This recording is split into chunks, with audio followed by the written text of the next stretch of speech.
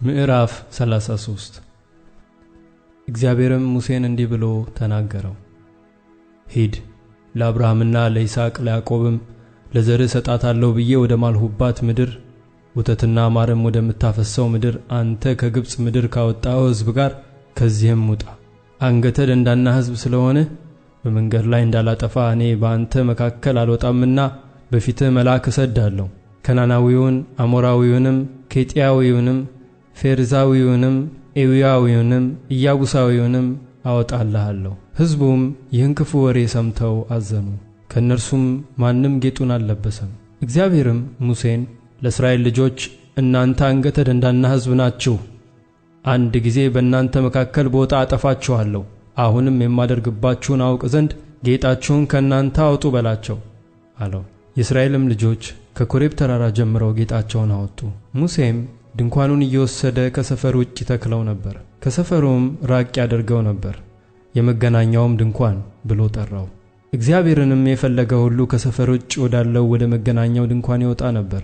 ሙሴም ወደ ድንኳኑ በሄደ ጊዜ ሕዝቡ ሁሉ ይነሱ ነበር፣ እያንዳንዱም በድንኳኑ ደጃፍ ይቆም ነበር። ሙሴም ወደ ድንኳኑ እስኪገባ ድረስ ይመለከቱት ነበር። ሙሴም ወደ ድንኳኑ በገባ ጊዜ የደመና አምድ ይወርድ ነበር፣ በድንኳኑም ደጃፍ ይቆም ነበር። እግዚአብሔርም ሙሴን ይናገረው ነበር። ሕዝቡም ሁሉ የደመናው አምድ በድንኳኑ ደጃፍ ሲቆም ያየው ነበር። ሕዝቡም ሁሉ ተነስቶ እያንዳንዱ በድንኳኑ ደጃፍ ይሰግድ ነበር። እግዚአብሔርም ሰው ከባልንጀራው ጋር እንደሚነጋገር ፊት ለፊት ከሙሴ ጋር ይነጋገር ነበር። ሙሴም ወደ ሰፈሩ ይመለስ ነበር።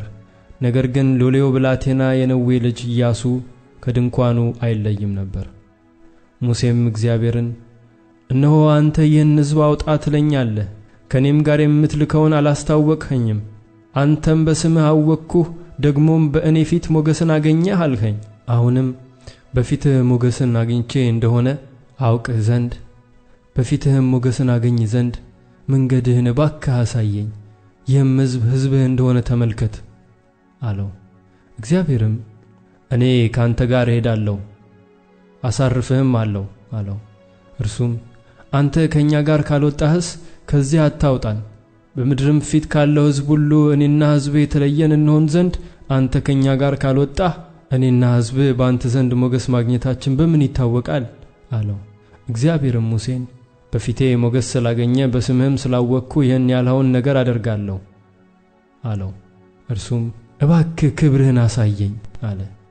እግዚአብሔርም እኔ መልካምነቴን ሁሉ በፊትህ አሳልፋለሁ፣ የእግዚአብሔርንም ስም በፊትህ አውጃለሁ። ይቅርም የምለውን ይቅር እላለሁ፣ የምምረውንም እምራለሁ አለ። ደግሞም ሰው አይቶኝ አይድንምና ፊቴን ማየት አይቻልህም አለ።